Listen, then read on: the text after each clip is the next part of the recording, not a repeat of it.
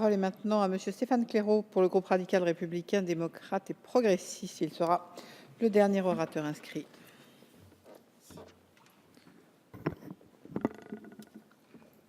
Madame la présidente, monsieur le ministre, mes chers collègues, nous nous retrouvons aujourd'hui à l'occasion de ce débat et sur l'initiative de nos collègues du groupe GDR afin d'évaluer l'action de la douane dans la lutte contre les fraudes et les trafics. Étant donné tous les éléments développés dans le rapport d'information présenté par Gabi Charroux et Eric Woerth en juin dernier, vous me permettrez d'axer mes propos sur certains sujets qui attirent toute ma vigilance. Tout d'abord, j'aborderai la question des effectifs de la douane. Les services douaniers ont été fortement mis à contribution dans le cadre de la RGPP et la réduction des effectifs en résultant, passant de 22 000 équivalents temps plein dans les années 80 à 16 000 en 2015, est allée bien au-delà du principe de non-remplacement d'un fonctionnaire sur deux partant à la retraite.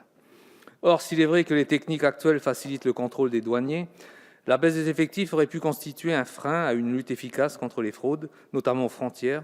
Et je tiens ici à saluer les efforts engagés dans le projet de loi de finances pour 2016 visant au recrutement de 500 personnels affectés au renseignement et à la surveillance à hauteur de 267 équivalents temps plein. Ensuite, évoquer les effectifs m'amène aussi à parler de l'organisation territoriale des services douaniers. Si la Cour des comptes note qu'une représentation des services dans l'ensemble des départements ou presque est assurée, il faut noter que l'implantation douanière a diminué de 18% en 2010 et 2014, amenant à une centralisation géographique progressive des services. Nous ne nions pas le besoin de réorganisation des services, qui, accompagné par la dématérialisation du dédouanement, permet une concentration des effectifs aux principaux points d'entrée et de transit et assure ainsi une grande efficacité des contrôles. De plus, cette concentration assure la mise en œuvre de nouveaux schémas tactiques d'intervention et la préservation de la sécurité des agents. Pour autant, la surveillance terrestre de la douane doit être assurée sur l'ensemble du territoire, en s'appuyant notamment sur l'exemple des centres opérationnels douaniers terrestres. Mais la lutte contre la fraude n'est pas un monopole terrestre, et en tant que député ultramarin, il me semble primordial d'évoquer l'importance de la surveillance de la mer, d'autant plus que la France dispose du deuxième plus grand territoire maritime mondial.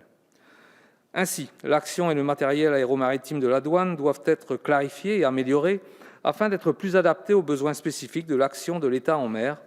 Les missions des services douaniers en mer sont multiples: lutte contre les trafics, y compris d'êtres humains, lutte contre la fraude, police des pêches, collecte de données, lutte contre la pollution.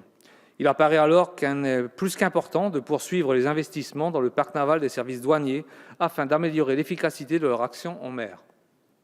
Enfin, sur la question fiscale, je souhaite revenir plus particulièrement sur notre régime douanier de TVA à l'importation.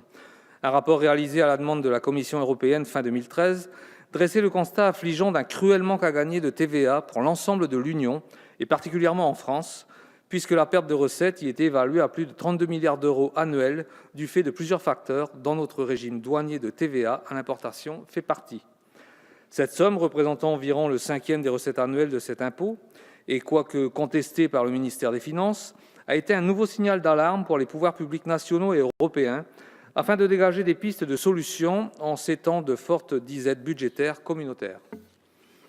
Le gouvernement a d'ailleurs immédiatement réagi dans le collectif budgétaire de fin 2014 pour autoriser la douane à proposer aux entreprises qui disposent d'un agrément de la procédure simplifiée de dédouanement avec domiciliation unique le régime de l'autoliquidation depuis le 1er janvier 2015. En effet, il était temps de réagir, à l'instar de nombre de nos partenaires européens, car la précédente majorité n'avait pas agi en la matière.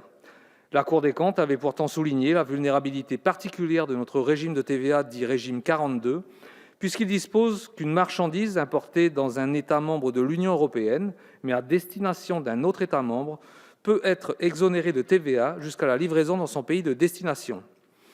Le régime de l'autoliquidation de la TVA permet de faire passer les contrôles via un représentant fiscal par les seuls services fiscaux et donc la fraude d'être qualifiée comme il se doit de fraude fiscale et non plus de simple infraction douanière, ce qui nous semble essentiel.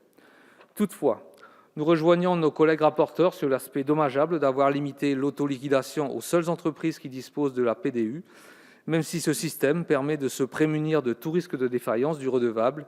Il serait souhaitable, compte tenu de l'importance du sujet en volume financier, d'élargir rapidement la mesure. Je vous remercie.